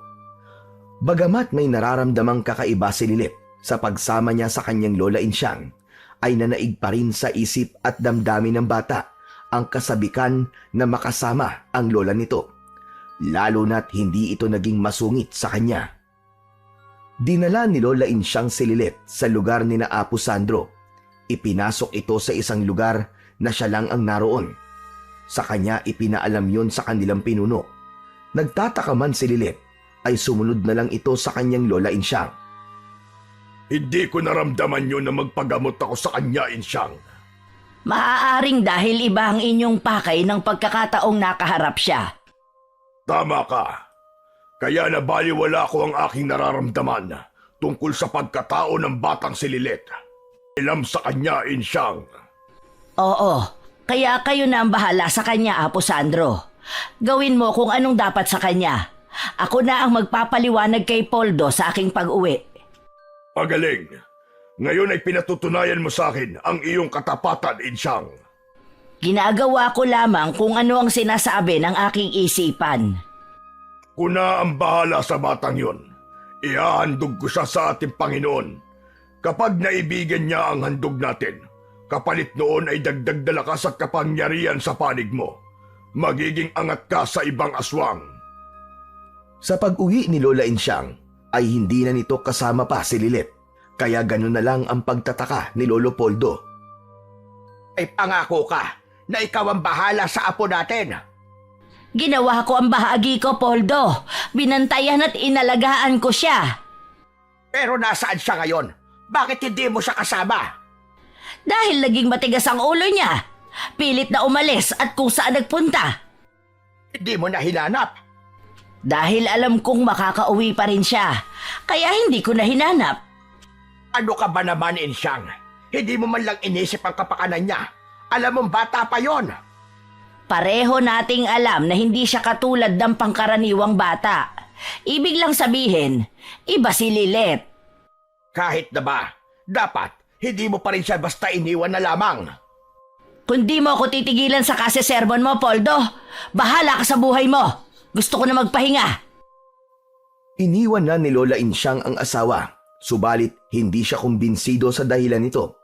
Hindi pasaway at matigas ang ulo ni Lilet, kaya hindi siya naniniwala sa rason ng asawa kung bakit hindi niya kasamang umuwi ang kanilang apo. Sa lugar naman na pinag-iwanan ni Lola Insyang kay Lilet ay umiiyak na ito dahil alam niyang niloko siya ng kanyang lola. Ang sabi ni Lola Insyang, ipapasyal niya ako. Pero anong lugar tong pinagdalhan niya sa akin? Bakit nakakulong ako? Paano ba ako makakalabas dito? Nag-aalala at natatakot na ang bata dahil nag-iisa lamang siyang nakakulong sa kwarto. Biglang bumukas ang pinto at iniluwa noon si Apo Sandro. Huwag ka nang mag-isip upang tumakas, bata. Dahil hindi yun mangyayari. Maigpit ang pagkakakandado ng mga pinto dito. At isa pa, bago mo paggawin ang plano mo, ay malalaman ko na yon. Ikaw yun! Tama, ikaw nga yun! Ang alin, bata? Yung nagpagamot sa akin at nagreklamo na hindi ko napagaling. Ikaw yun! Nagkunwari ka lang na may sakit. Gusto mo lang akong lokohin para paniwalain ng mga tao sa kasinungalingan mo. Mahusay. Magaling ka, Lilet. Ramdam na ramdam ko ang pagiging iba mo sa mga pasyenteng ginamot ko. Kaya tiyak kong manloloko ka. Masama ka. Kampon ka ng dilim. Totoo ang lahat ng sinasabi mo. At ikaw naman, nabibilang na mga oras mo. dahil ihahandog ka na sa aming Panginoon. Hindi ako makakapayag! Ipinagkaluluka ng Lola Insyang mo. Dinala ka rito kapalit ng dagdag na kapangyarihang makukuha niya. Hindi po totoo yan! Yun ang totoo. At wala ka na magagawa pa, bata. Dahil nandito ka na at isa ka ng bihag. Kaya kung ano man ang gagawin namin sa'yo, kami na ang nakakaalam nun. Iniwan na ni Apo Sandro si Lilit. Hinanakit ang nararamdaman ng bata para sa kanyang Lola Insyang. Sa kabila ng kanyang pagmamahal at lubos na pagtitiwala rito, ay nagawa pa siyang ipagkanulo. Ibinigay siya sa mga nilalang na elemento ng kasamaan. Bagamat batid ni Linet na may taglay siyang kapangyarihan, yun nga lang ay para yun sa panggagamot at paglaban sa mga aswang. Subalit ang makatakas sa pagkakakulong niya sa isang saradong kwarto ay hindi niya alam kung paano.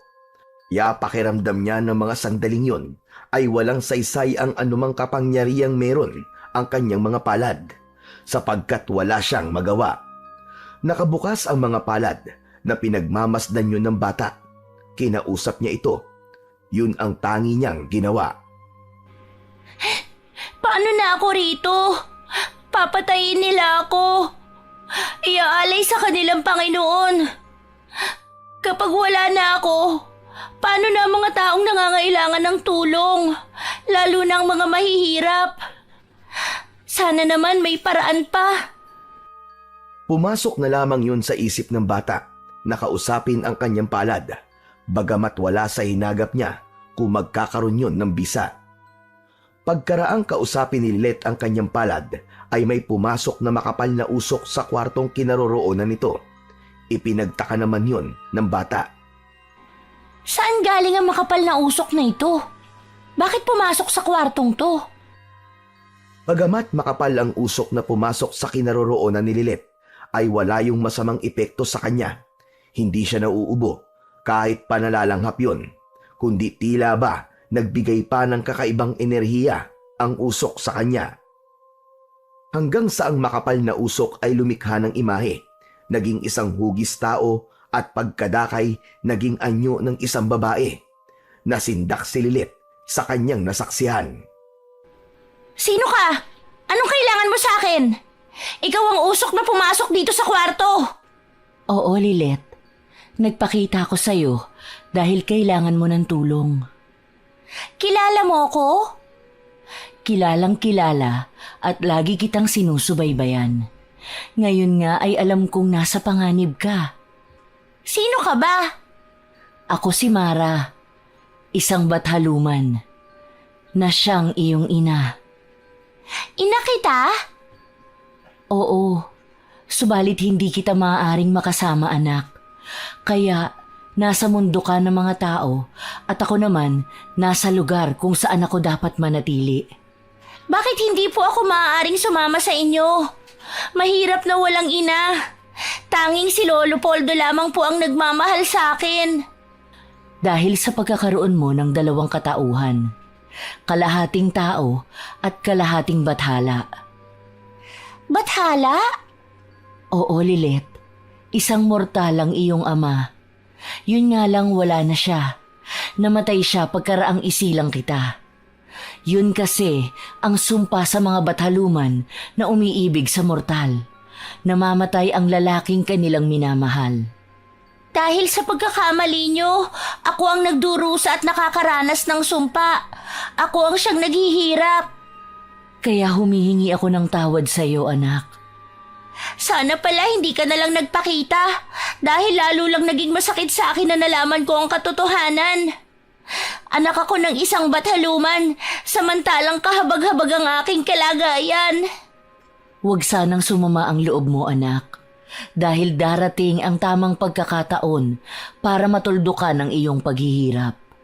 Kung ang nais mo'y manirahan din sa mundo, kung nasaan ako, mangyayari yon sa takdang panahon. Sapagkat isa kang batang bathaluman. Kailan po yun? Kaming mga bathaluman ay dumarating din sa pagkakataong nagagawang isuko ang pagiging bathala. Kapag nangyari yun, maaari kong ilipat sa iyo ang aking katauhan. Ipapasa ko sa iyo ang aking espiritu. Sa ganong paraan ay magiging buo ka, anak. Mapupunan ang kalahati ng pagkatao mo na isang mortal. Magiging buo ang iyong pagiging bathala. Saka ka palang maaaring manirahan sa aming mundo. Maiiwan ko po si Lolo Poldo. Oo. Subalit ang desisyon ay nasa iyo, Lilet. Ngunit sa ngayon ay huwag muna nating pag-usapan yun. Ang kailangan mo ngayon ay makaalis at makalaya sa pagkakabihag ni Apo Sandro. May masama siyang plano sa iyo. Isa pa'y maraming tao ang nangangailangan sa iyo, anak. May mga taong kailangan mo pang iligtas. Lalo na ngayong umiiral na sa baryong kinalakihan mo ang kasamaan dahil sa pamamayani ng mga kampo ni Apo Sandro. Marami na sa mga taga-baryo ang nasa ilalim ng kanyang kapangyarihan at ganap ng aswang. Kailangan mong hadlangan ang gagawin nilang paghahasik ng lagim at pagsakop sa bayang ito. Sige po, Inang Bathaluman. Susundin ko kung ano ang mas nararapat kong gawin. Salamat, anak. Dahil hindi rin ako papayag na umiral at mamayani ang kasamaan. Biglang naging usok ang Bathaluman. Lumabas na yun ng kwarto, subalit may bahagi ng usok ang naiwan sa loob ng kwarto at pumasok yun sa katawan ni Lilet. Kakaibang pakiramdam, mas malakas, higit na puno ng pambihirang enerhiya ang tinataglay ngayon ng anak ng Bathaluman. Sa pagkakaroon ng pambihirang lakas, ay walang kahirap-hirap nitong nabuksan ang nakasarang kwarto at nakalabas doon si Lilet. Hindi niya hinanap si Apo Sandro dahil ang kailangan niya ngayon ay bumalik sa kanilang baryo sa kung saan ay naglipana na at nanggugulo ang mga aswang na ipinakalat ng pinuno ng dilim. Sige na, mga alagad kong aswang! Gawin niyo ang inyong makakaya upang maggasik ng lagim! Sasakupin natin ang bayang ito at tayo ang mga aswang ang dapat na maghari! Naalala ni Apo Sandro si Lilet. Kailangan na rin niyang gawing alay sa ikalalakas ng kapangyarihan ng kanyang mga alagad at lalo pang makakatulong sa kanyang misyon. Ari, bakit pinatakas ang batang biyag? Magbabayad ang kung sino mang nagpatakas sa kanya! Biglang nagkaroon ng makapal na usok sa harapan ni Apo Sandro. Nagulat ang matandang lalaki, lalo na nang maging anyong tao ang usok at naging imahe ng isang magandang babae. Ako ang nagpatakas sa iyong bihag, Apo Sandro. Ikaw? Isa kang Bathaluman! Oo, at anak ko ang batang binihag mo. Nagkamali ka ng batang ibig mong gawing alay. Ano ka mo? Anak mo si Lilet? Oo. Kaya hindi ako papayag na gamitin mo siya para sa iyong kasamaan. Kahit kailan, pakialamera ka! Karapatan ko yun upang protektahan ang anak ko. Sayang lang ang pagod mo, Bathaluman. Dahil tsak na mangingibabaw ang kapangyarihan ng dilim, mas malakas at mahusay ang aking Panginoon! Huwag kang puro satsat, Apo Sandro. Gawin mo ang inyong makakaya at gagawin ko ang makakaya ko sa pamamagitan ng anak kong isinugo para ipaglaban ang kabutihan at kapayapaan. Nang makarating si Lilet sa kanilang baryo, ay totoong laganap na nga ang kasamaan. Nagkalat ang iba't ibang mga aswang. Ginagawa ng mga matatapang na kalalakihan ang kanilang makakaya upang labanan ang pag-atake ng mga kampon ng kadiliman. Ang mga kababaryo na dati simpleng mamamayan lamang ay kalaban na ng ibang residente. Sila man ay aswang na rin. Sila ang mga naging pasyente ni Apo Sandro na nasalinan ng pagiging aswang. Ang dami nila, pero hindi ako dapat mawala ng pag-asa. Kailangang harapin ko ang mga aswang para sa katahimikan ng baryo. Abi-kabila ang mga aswang na sumugod sa bata. Iba't ibang uri ang mga ito dahil tanging kamay ang armas na ginagamit ni Lilet laban sa mga kampo ng dilim, kaya inilihad niya ang kanyang kanang palad. Mula sa palad niya ay may lumabas na usok.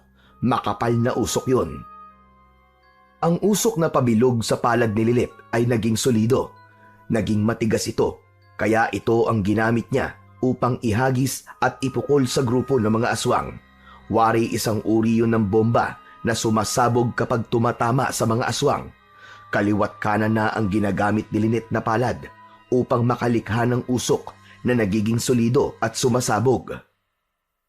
Nakikita ng mga aswang ang nangyayari at kung paano sumabog ang kanilang mga kalahi. Subalit tila hindi natatakot ang mga ito. Laban kung laban, handa silang pumatay at mamatay dahil yun ang utos sa kanila ng kanilang pinuno na si Apo Sandro. Tila walang pagkaubos ang pagdating ng mga aswang. Sadyang napaghandaan ni Apo Sandro ang ganung pagsalakay. Kapag namamatay ang grupo ng mga aswang, ay may panibagong grupo ang lilitaw mula sa dilim. Maging ang lupa ay bumubuka upang magluwa ng iba't ibang elemento ng kadiliman. Maging ang iba't iba pang maligno ay sumama na at tumulong sa mga aswang upang labanan ang batang anak ng Bathaluman na sadyang isinugo upang pigilin ang paggasik ng kasamaan. Gamit ang lakas at kapangyarihang taglay ni Lilith, ay ginawa niya ang lahat upang lipulin ang iba't ibang elemento ng kadiliman. Samantala, nakarating kay Apo Sandro ang unti-unting pagkalagas ng kanyang mga alagad, sapagkat nakikita niya yon sa kanyang balintanaw, sa kanyang isipan. Lumaban kayo mga alagad ko! Huwag na huwag kayong papayag na magapi ng isang batang paslit lamang! Kaya niyo yan! Huwag mong maliitin ang kakayahan ng aking anak. Hindi maaaring maubos at malipol ang mga alagad ko! At saan ka pupunta, Apo Sandro? Kailangan ng tulong ng mga alagad ko! Alam ko yan. Subalit hindi mo sila maaaring puntahan. Hindi mo ko mahahadlangan, Bathaluman! At gusto mo talaga akong subukan. Sige, subukan mo lang silang puntahan at makikita mo ang hinahanap mo.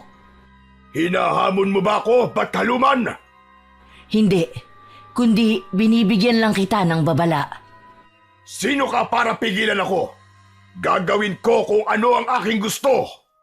Walang pumipigil sa'yo. Pero tandaan mo, hindi mo ako mapipigilan sa gagawin ko.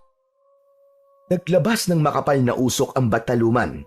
Binalot ng usok si Apo Sandro. Nakulong ito sa loob ng usok.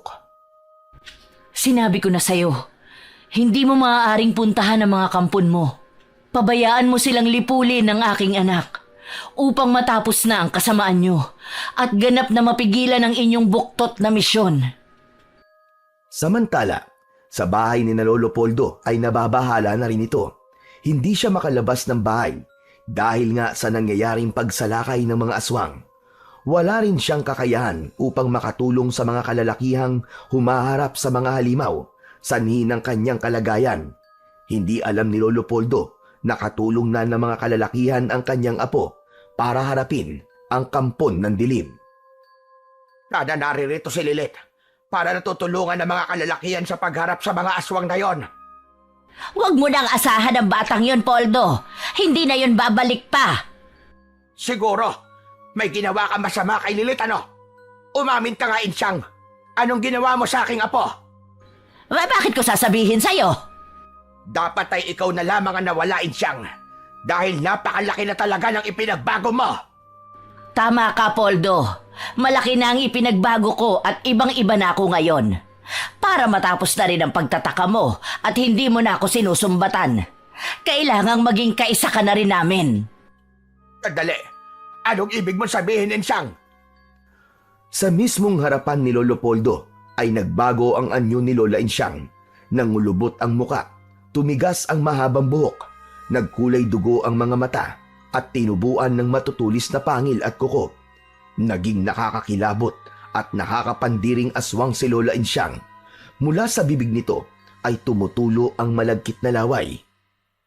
Ganun na lamang ang pagkasindak ng matandang lalaki sa naging pagbabago ng kanyang asawa. Ngayong alam mo na ang naging pagbabago ko, Poldo. Sabihin mo sa akin kung handa mo pa rin akong mahalin. Mayo ka sa akin, halimaw ka! Huwag kang lumapit sa akin! Gusto ko ng yakap mo, Poldo. Halika, yakapin mo ako. Ano itong ginawa mo sa buhay mo, Insyang? Bakit ka pumayag na maging kampo ng kadiliman? Hindi ko rin ito gusto, Poldo. Dahil ito sa pagpapagamot ko kay Apo Sandro. Siya ang dahilan ng pagiging aswang ko. At kailangan, ikaw man ay maging kauri ko upang dalawa na tayo. Dapat magkasama tayo. Hindi. Ayoko maging aswang. Layuan mo ko! Layuan mo ko! Aataki na sana ni Lola Insyang na nasaan yung aswang si Lolo Poldo nang biglang dumating si Lilet. Tapos na ang pakikipagharap niya sa grupo ng mga kampon ng kadiliman. Huwag na huwag mong sasaktan ang Lolo Poldo ko! Lilit! Amat at dumating ka! Huwag kang mag-alala, Lolo! Ako po ang bahala sa inyo! Bibigyan ko ng leksyon ng aswang na ito! Magagawa mo akong patayin, Lilet? Apo! Sino kang aswang ka? Ba't tinawag mo akong apo? Lilet! Siya ang Lola Insyang mo! Isa na pala siyang aswang! Ha? Hindi po ito totoo! Totoo, Apo. Isa ng kampo ng kadiliman ng iyong Lola. Galit ka sa kampo ng dilim, hindi ba? Sige, gamitin mo ang kapangyarihang taglay mo. Patayin mo ang Lola Insyang mo. Patayin mo ako. Hindi ko po kaya. Hindi ko kayang saktan at gawa ng masama si Lola Insyang. Kahit naging malupit siya sa akin. Nakatingin lang si Lilet sa kanyang Lola Insyang na isang ganap na aswang. Nasa puso naman ng bata ang awa para wag harapin at wag saktan ang kanyang lola. Ngunit sa kabilang banda, walang nararamdamang anumang habag si Lola Insyang para sa kanyang apo. Kaya bigla niyang hinawakan ang dalawang kamay nito na halos ibaon na ang mga kuko. Ngayon, wala ka ng kawala, bata ka. Nasa kamay mo ang iyong lakas, kaya hindi mo yan magagamit laban sa akin. Insyang, bitiwan mo ang apo natin. Maawa ka kay Lilet. Wala akong nararamdamang awa sa kanya, Poldo. Ang tanging nararamdaman ko ngayon ay gantihan siya. Ayon sa naririnig kong utos ng aming punong si Apo Sandro. Lola Insyang, pakawalan niyo po ako! Bitiwan niyo ako! Hindi, dahil ibabalik kita kay Apo Sandro. Kailangan ka niya, sapagkat dapat kang maging isang alay. Hindi mo gagawin yan, Insyang. Nakikiusap ako sa'yo. Pakawalan mo ang ating apo. Kahit anong sabihin mo, hindi ko yan maaaring gawin. Mas matimbang sa akin ang utos ni Apo Sandro. Ibabalik ko sa kanya si Lilet. Kung hindi man, titiyakin ko ang kanyang kamatayan upang hindi na siya maging hadlang pa sa misyon ng aking pinuno. Dahil nasa panganib na ang buhay ni Lilet, hindi yun hahayaan ng kanyang inang Bataluman. Kaya habang nababahala si Lolo Poldo sa kaligtasan ng kanyang apo, ay napuno ng usok ang lugar na kinaroroonan nila. Nagulat at nagtaka si Lolo Poldo. Ganon din si Lola Insyang na nasa anyo pa rin ng aswang. Hindi na yun ipinagtaka pa ni Lilet. May ideya na siya kung ano ang sanhi ng usok na biglang sumulpot. Aswang, huwag mo nang hanapin pa ang iyong pinunong si Apo Sandro. Wala siyang magagawa dahil sa pagkakataong ito ay bilanggo ko siya. At sino ka naman bigla na lang sumulpot dito? Nagpakilala ang Bataluman. Ipinabatid niya sa mga kaharap kung sino siya at kung ano ang kaugnayan niya kay Lilet. Hindi naman makapaniwala si Lolo Poldo na isang napakagandang Bataluman pala ang ina ng batang kanilang inalagaan. Ikaw pala ang ina nitong aking apo. Opo, Lolo. At labis-labis ang aking pasasalamat sa ginawa niyong pag-aalaga sa kanya. Habang abala sa pag-uusap sina Lolo Poldo at ang Bataluman, ay inatake ni Lola Insyang si Lilet. Napasigaw ang bata na umagaw ng atensyon dahil hindi kayang sabayan ni Lilet ang ginagawa ni Lola Insyang na nasa katauhan ng aswang.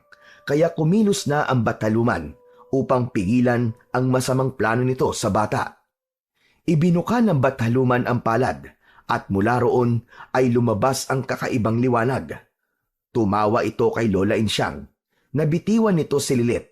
Nangisay ang aswang at umusok ang katawan hanggang sa mawalan ito ng malay. Saka unti-unting nagbalik ang tunay na anyo nito sa katauhan ni Lola Insyang. Anong ginawa mo sa Lola Insyang ko, ina? Pinatay mo siya! Siyang, asawa ko! Huwag kayong mag-alala. Hindi pa siya patay. Nawalan lang siya ng malay. Isa pa, hindi ko magagawang patayin ang taong mahalaga sa aking anak. Nilapitan ni Lolo Poldo si Lola Insyang. Niyakap ito. Tama ang bataluman. Hindi pa ito patay. Bagkus ay nawalan lang ito ng malay. Lilet, anak, kailangan sumama ka sa akin. Babalikan natin si Apo Sandro. Para saan po, ina? Ikaw lamang ang maaaring magpasya para sa kanya. Ang katapusan niya ay nakasalalay sa iyong mga kamay. Sumama si Lilet sa kanyang ina. Sa lugar naman ni Apo Sandro ay inabutan nilang nakakulong ito sa gitna ng makapal na usok at nagpupumilit na kumawala. Salamat naman at nagbalik ka na, Bataluman. At kasama mo pa ang batang yan. Na aking anak, isang batang bathaluman. Bakit mo pa siya itinama? Sapagkat siya lamang ang may kakayahang tapusin ka, Apo Sandro. Hindi mo na siya dapat isinama. Anak, ikaw na ang bahala sa kanya. Lilet, maawa ka. Huwag mong ituloy ang anumang nasa isip mo. Magbabago na ako. Pinapangako ko yan. Hindi ako naniniwala dahil alam kong manloloko ka, mapanlin lang at ginawa mo na yun sa akin. Kaya dapat sa nilalang na kagaya mo, hindi na binubuhay pa. Hindi tama ang ginagawa mong paghahasik ng kasamaan. Kailangan mawala ka na. Itinaas ni Lilet ang kanyang dalawang kamay. Ibinuka niya ang kanyang mga palad. Saka biglang ikiniyum yun. Sa pagkakayukom ng mga palad ay kasabay noon ang tila nasasakal na si Apo Sandro. Hawak niya ang kanyang leeg. Mas malakas na ang taglay na kapangyarihan ni Lilet dahil yun sa inang Bathaluman. Sa pagkalagot ng hininga ni Apo Sandro ay naglaho na rin ang usok na naging bilangguan niya. Sa isa pang senyas ni Lilet ay ganap nang naglaho si Apo Sandro. Tapos na ang tungkulin ko, anak. Kailangan ko nang bumalik sa aking mundo. Gaya ng nasabi ko, hindi kita maisasama. Subalit darating ang takdang panahon upang doon ka rin manirahan. Okay lang po sa akin, ina, ang hindi na manirahan sa mundo mo. Mas gusto ko po sa piling ni Lolo Poldo. Hindi ko po sila kayang iwan dahil mahal na mahal ko po sila. Nauunawaan kita, anak. Nananaig ang pagmamahal mo sa kanya bilang tao. At alam kong magiging masaya ka sa piling nila. Huwag ka ring mag-alala. Dahil sa muling paggising ng Lola Insyang mo, magiging bagong nilalang na siya. Inalis ko na sa katauhan niya ang masamang espiritu na dahilan ng kanyang masamang ugali. Magiging mabait na siya sa'yo. Wala na rin ang kanyang pagiging aswang na ipinasa ni Apo Sandro. Sa pag-alis ng inang Bathaluman ni Lilet, ay nagbalik na ang bata sa bahay ng kanyang Lolo Poldo. Ganon na lang ang kasiyahan nito nang makita ang kanyang apo. Dahil inakala ng matanda na hindi na nila makakasama pa ulit si Lilet. Dahil sa kasabikang nararamdaman, nilapitan ni Lolo Poldo ang apo at niyakap ng mahigpit. Salamat at hindi mo kami iniwan, Apo. Akala ko sumama ka na sa iyong ina. Hindi po. Ayoko kayong iwan, Lolo. Dahil mahal na mahal ko po kayo ni Lola Insyang. Nasaan po pala siya? Samantala, nagkamalay na si Lola Insyang, isang bagong Lola Insyang. Narito ako, Apo. Ano bang nangyari? Parang napakahaba yata na naging tulog ko Nagkaroon ako ng masamang panaginip na may mga gustong sumalbahe sa iyo, Apo. Ay, salamat na lang at nakaligtas ka. Nagtataka na nakatingin si Lolo Poldo sa kanyang asawa. Ibang-iba na ang aura ni Lola Insyang. Makikita sa mukha nito ang tila pagbabago. Napatingin si Lolo Poldo kay Lilet. Kumindat ang bata. Nauunawaan naman yun ng kanyang Lolo Poldo. Alam niya na nagbago ang lahat sa tulong ng inang Bathaluman ni Lilet. Sa kabila ng mga pagbabagong nangyayari sa buhay ni Lilet at sa baryo, iisa lang ang hindi magbabago. Yun ay ang pamamalagi ng kakayahan at kapangyarihan niya bilang isang batang Bathaluman para panatilihin ang kapayapaan at katahimikan laban sa mga elemento ng kasamaan.